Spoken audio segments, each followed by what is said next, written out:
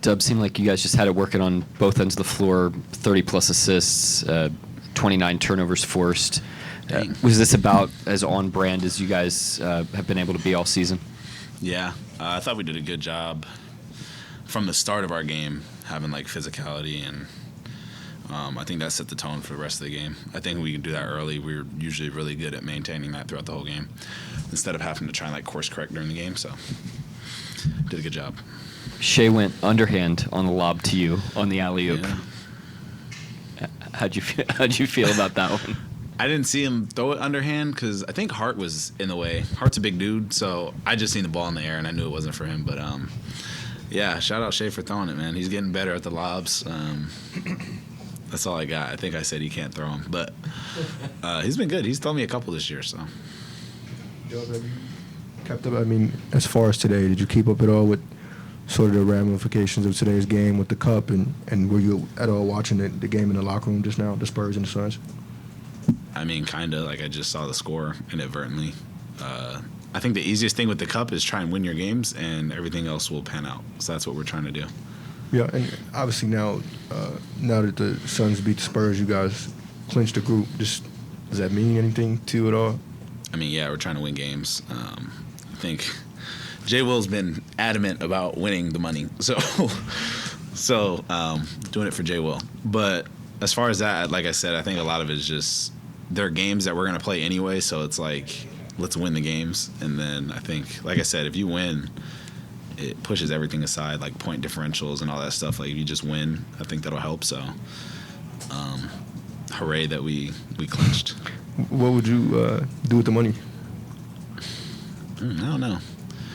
You want me to say something ignorant? Like, buy a Lambo. I'd buy a Lambo.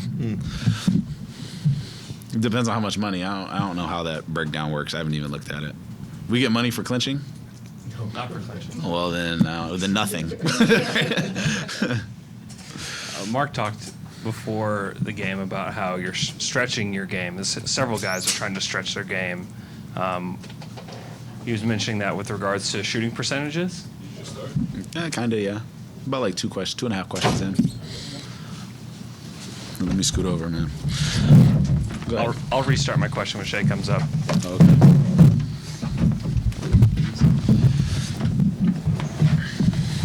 Oh, my God. Is the question still for me? Or is it's going to be for both of you. Oh, okay. Because he mentioned both of you. Okay.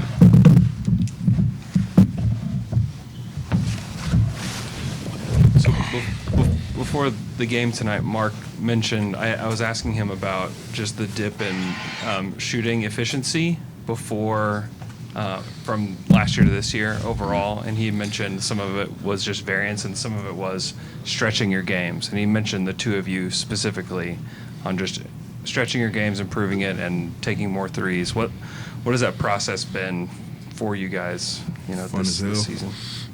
Get to shoot more. It's very fun. Yeah. It's fun to do the stuff that you work on. And that's like also a luxury in a sense, because that means coach trusts you to like go out there and do it. And I feel like we have a pretty good diet of finding that and keeping rhythm with the game. So there's a lot that goes into it, but it is fun because, I mean, coach has given us a lot of confidence to go out there and like essentially try stuff. Yeah, the biggest thing I would say is coach lets us just play and not worry about good shot, bad shot. He trusts us in our decision making, and it's a special feeling really to not have to worry. I've been on the side of worrying about if it's a good shot or a bad shot. It might have been a few years, like a long time ago, but it's still not it's not as free out there. I mean, and you're a better player because of it, with less worry. So yeah. Dev, it's only been about 10 games. You guys have an iHeart back. You guys have built a lot of chemistry, it seems like. What's been sort of gone into that, and was it like an immediate clicking thing in training camp, or is it sort of built upon? I feel like there's still like so much that we can get better at, but it was also like an immediate click. Obviously, there's gonna be like bumps in the road, and we're still trying to figure each other out. But yeah, I think it's like a combination of practice, talking on the court, and trying to figure out, in-game reads. And like I said, it's one of those things that Mark is also like letting us kind of go out there and figure it out. And build that chemistry. So that's been good, but it's kind of like a mixture of like practice and then actually going out in the games and seeing how teams guard us. And Shai, as you develop as a player, you've added more and more in your game, and all your teammates have talked about their confidence in you because they know that you put the work in. What sort of gets into your mind in terms of like the work you put in of feeling like now a shot's sort of like ready to be, I guess, put on the stage of an actual game? It all depends on comfort level. Like if I'm shooting a shot, like I shoot a shot with no defense in a workout, and then I shoot a shot with defense in a workout, and then I shoot a shot in like live pickup, and then I shoot a shot in like practice pickup, and like if I feel comfortable enough in the shot, I'll shoot the shot in the game. Like as a player, I won't shoot it until I'm comfortable, and it's just a feeling. I was about to ask, how long is usually that process for a lot of those things? There's no time frame. It's just just a feel thing. Just a feeling. Sometimes it's faster. Sometimes it's longer. Sometimes it doesn't come and then comes randomly. Like it's all just feeling. Was it all just feeling on the underhand lob to Dub tonight, or is that something that's been in the works too? Yeah, I've been a little lob challenged in my past. Not the best lob thrower. But yeah, I'm getting better at it too. Yeah. Yeah, you got me a couple, bro. Shai, last month when you talked about trying to embed yourself in that process of putting your teammates in better position for the playoffs. Like when you start that third quarter and you're kind of going bucket for bucket with Dub, like is that thought process relevant at all? Like when that's happening? Yeah, we were. Oh, those little TikTok hits. A little bit.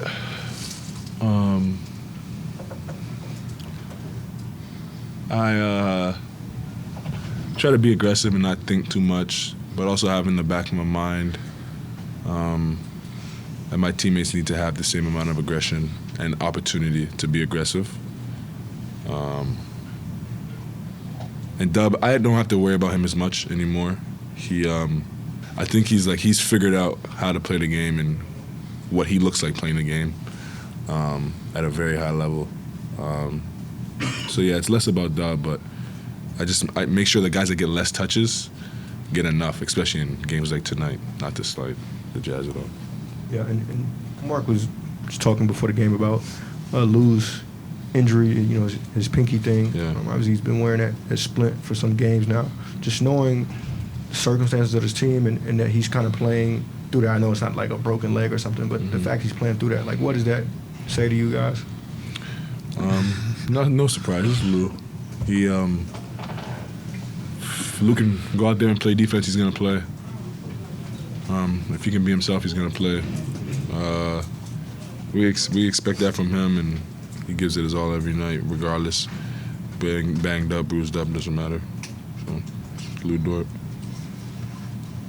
Shai, Dub was asked this question already, but how much were you paying attention to like the different scenarios with the NBA Cup, earlier today, and were you paying attention to the Phoenix San Antonio game? I wasn't at all until like I knew we were gonna win tonight. Then I just asked around, but it's all too confusing. I just win. Yeah, just win, and then we'll see where we end up. Is anybody like in the locker room like really into like the scenarios? Yeah, like, Jay Will. Jay Will's the Was I one. lying? Jay Will is less into the scenarios and more into the money. Yes. Somebody clip that, man. I said the exact same thing.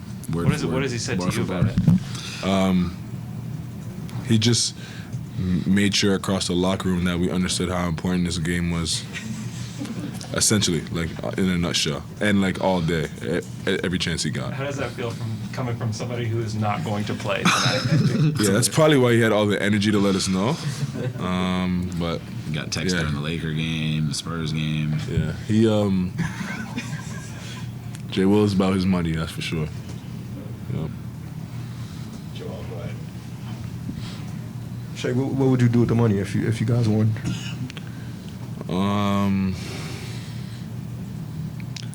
I don't know. I would give it away somehow.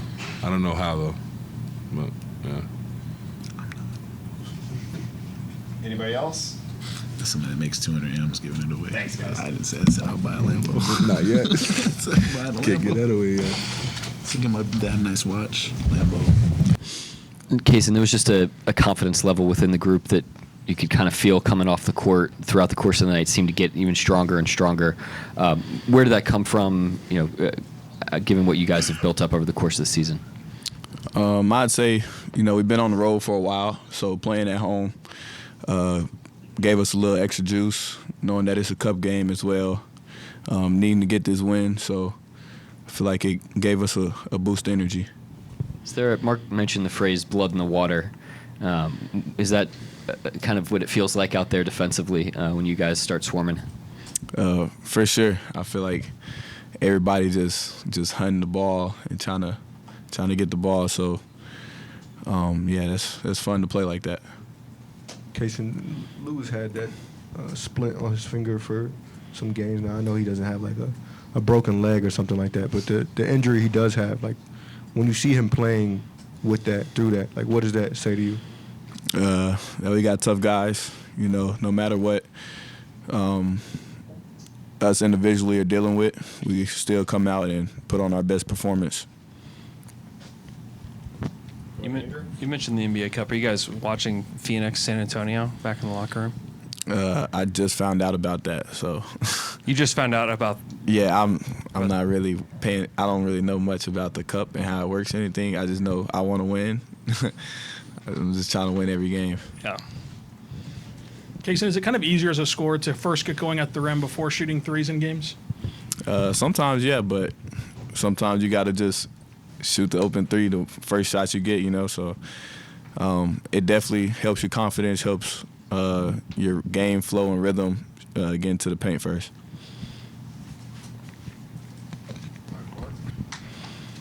It was often talked about in preseason just about growing your offensive role. How do you feel like that's sort of panned out so far early this season? I feel like I'm just being more aggressive and having more confidence than I did last year. Not that I'm in a lot of new situations, but just being more active and more aggressive. And then defensively, what's changed for you this season, just sort of having a year on tape of guarding a lot of the elite players in the league? I feel like I learned a lot of guys last year, so this year I know their tendencies and what I can and can't do.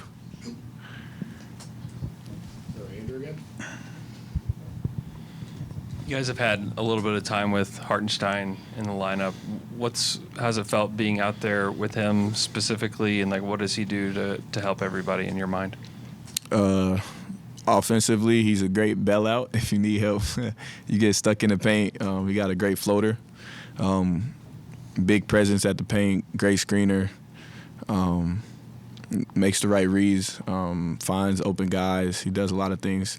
Defensively, he locks down the paint, blocking shots, grabbing rebounds for us, and also contesting them when us guards can't. Has he given you guys any pointers from his expertise with the floater? Nah. I'm going to let him have his little thing, Anybody else? Let's go ahead. We go last one to Gallo.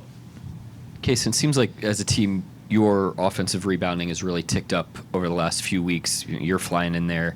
Dylan Jones had a big one tonight. Lou, everybody. Has that been a kind of an intentional effort over the last handful of weeks? I feel like us being small for a good amount of time, we figured out that we have to crash a lot more and actually go get the ball. So I feel like that's kind of what amped us up a little bit. Mark, obviously towards the end this thing got kind of lopsided, but what did you make about the way that your team was able to kind of turn the tide multiple times over the course of the game to really take complete control? Yeah, I thought our physicality tonight was really, really good. And I thought our physicality was good the other night in Houston and throughout the trip, too. So we've been in a good spot there. I thought our execution tonight was better, along with the physicality. A couple lapses, but otherwise very, very good on that end of the floor. Great game plan. I thought Dort did a great job again on marking in. And then offensively tonight, I thought we just played with great looseness in a good way. Up the floor, sharing the ball, really fed off each other's energy. I thought that was a really, really good offensive game for us. Mark, obviously disruption has been a thing this whole year. I just wonder, 9 guys had a steal tonight. I just wonder what you saw in terms of the way everybody kind of got involved in that tonight. I thought it started with the ball pressure tonight. I thought our ball pressure from up the floor to they do a lot of passing. I mean, they quarterback you. They run a lot of stuff where they're flaring. They try to post enter. They try to move it. They design things side to side. And the thing that disrupts that is physicality and pressure. And I thought we did a great job of that tonight. And really disrupted the rhythm of their offense with our pressure. And so the steals are a byproduct of that. We're never like emphasizing that in and of itself, but I thought it was a barometer of our intensity tonight. Are you gonna watch Spurs Suns after this? No, I'm gonna go home and hug my wife.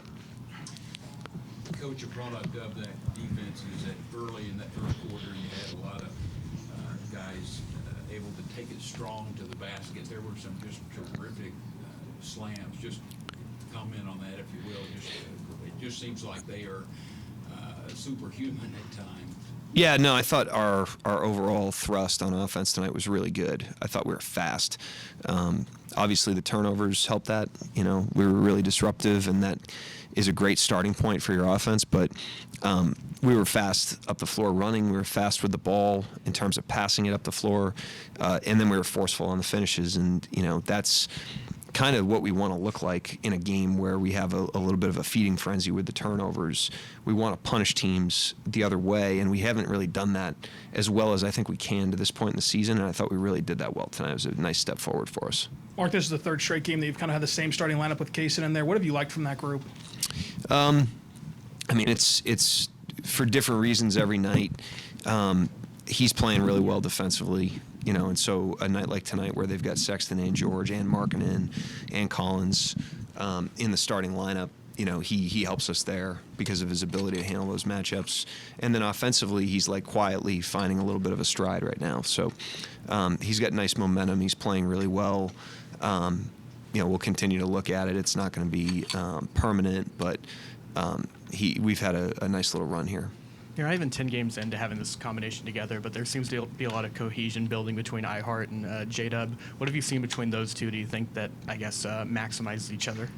Yeah, I think it's you got a dynamic, ball handler, creator, playing with a dynamic screener. I think it starts there. They really are crafty at each part of the pick and roll game, and then they've seen the pictures in terms of different coverages. So they recognize what the coverage is going to be, and then they attack it. And they're both willing to, try to make each other better. Hart's just thinking about how to free the handler up and pick and roll, and then the handlers are doing a great job of thinking about how to activate him and the rest of the team in those creation opportunities. So that was promising. I agree. Isaiah Joe takes one shot a couple nights ago, comes in and is just laser focused. Do you make more of that? Just he plays what's in front of him, or a really nice bounce back, mental toughness game for him tonight? Yeah, I talked the other night about the shooting resilience of the team, where we haven't shot it great, and you got to kind of keep shooting your shots. And I thought he came into the game tonight. That's just another great example of it. And he did it in the Laker game. He was 0 for 6, and he hit that huge shot, the last 3 he took in the game. And he did it again a night after a night where he couldn't really find it the other night. He dove into the game and did a great job. That's a huge thing we have to do. Shooting is up and down. We got to keep shooting our shots with confidence. I thought Flagler's last 3 was a great example of that. He goes in there, he's 0 for 3. He's wide open on him. That doesn't feel good to start like that. And he would have shot 100 of them tonight. And that's the way we want our guys shooting the shots that they can make. And the guys have done a great job with that. With point differential potentially being a factor in the NBA Cup, is there any temptation at the end with regards to lineups to try to run the score up even more? 0. Number one, because of player health. Imagine if it's an NBA Cup game and we're up by 30, and I run a 35-minute player out there, and God forbid something happens because I'm chasing a point differential, I mean, that would be really bad for the league and for the team. So I don't love the design because it's incentivizing that or running the score up on an opponent. You know, like there's a certain grace that you win with that they've created an incentive that flips that on its head. So I think there's probably other ways to do it. I would probably vote for other ways to do it because I think, I'm not saying that's the intended consequence of it, but as this thing evolves, an unintended consequence is you end up with those types of dilemmas, and I don't think those are great dilemmas for the team to be in. What other ideas would you have? Maybe quarters, but I'm not like sitting in a room, you know, thinking about that. But I just know what it feels like to be in the games, and you've got the angel and the devil on your shoulder. But we're going with the angel. You know, we're going to go with player health, and we're going to go with giving Flagler and Carlson and, you know, those guys opportunities to play. I mean, there's a lot of reasons for the league to want you to do that at the end of a game, from player health to opportunity to, like I said, grace with your opponent. So we're always going to err on that, and we'll let the points be what they are.